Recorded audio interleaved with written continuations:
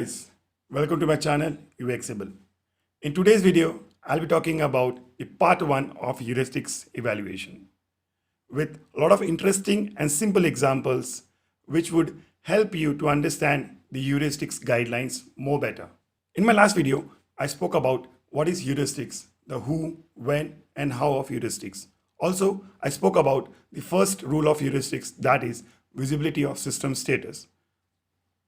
So in today's video, I'll talk about the second, third and fourth rule, that is match between system and the real world, user control and freedom, consistency and standards. So what is match between system and the real world? Remember one thing, the system should speak the user's language with words, phrases and concepts which are familiar to the user rather than system-oriented terms or some technical terms which is very difficult for the user to understand. Let's see an example of real world and digital world.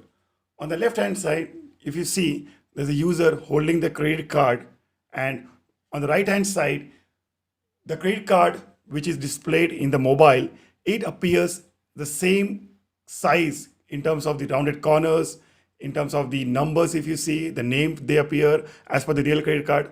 So it's easier for the user to recognize the credit card because they have seen this in real world. So this is called skeuomorphism design, which makes UI familiar to users by using concepts they recognize easily. Let's see another example of real world and digital world. On the left hand side, you see the traditional calculator which we use in real world. The user is typing on the buttons or clicking on the buttons.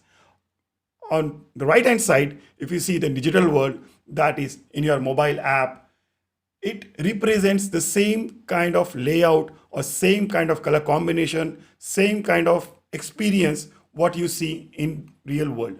Another example would be like this, you see in this picture. So these icons depicts the real world objects into UI elements in form of icons like credit card, bag, wallet, delivery truck, add to cart, and shop or a home. Now let's see what is user control and freedom, the third heuristics.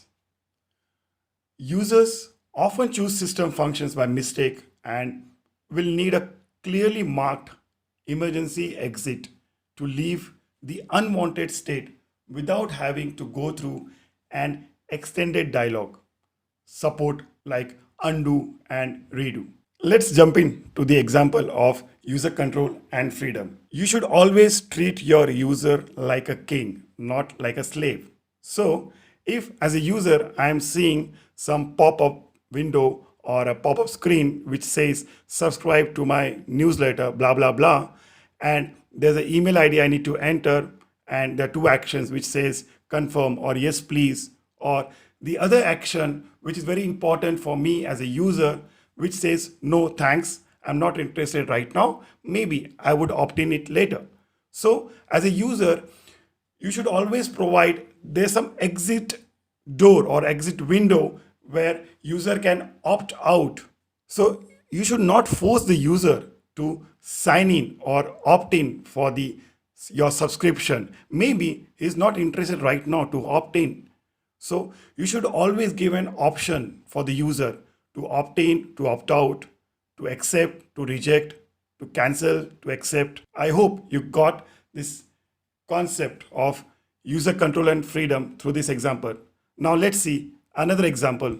So it's kind of a confirmation message which a user sees when he has taken some action in the previous screen, like he would have clicked on some delete button or delete action. Post that, he would see this confirmation message or confirmation pop-up which clearly says or which clearly interacts with the system that this data would be deleted permanently. Are you sure you want to delete it? It gives the user two options, which for the confirmation, yes, I want to delete it, I have clicked that intentionally, or maybe the user would have clicked on that button by mistake. So there's another option which says cancel, so that user can go to the previous screen. So always allow your user to take an action like undo and redo. Let them make their choice instead of forcing them to make a decision. And the fourth heuristics, that is consistency and standards. So what do you mean by consistency and standards? Well, for a user using an app or a website, the user should have a similar experience while using your product. Like if a user is going through your homepage or about us page or services or company page or your product page, the user should feel that he is on the same website or on the same product by seeing the similar kind of fonts, the action buttons, the colors, the layout, the spacing. That is very important for an user to hold on to your product. So now let's see some quick and interesting examples for this fourth heuristics, that is consistency and standard.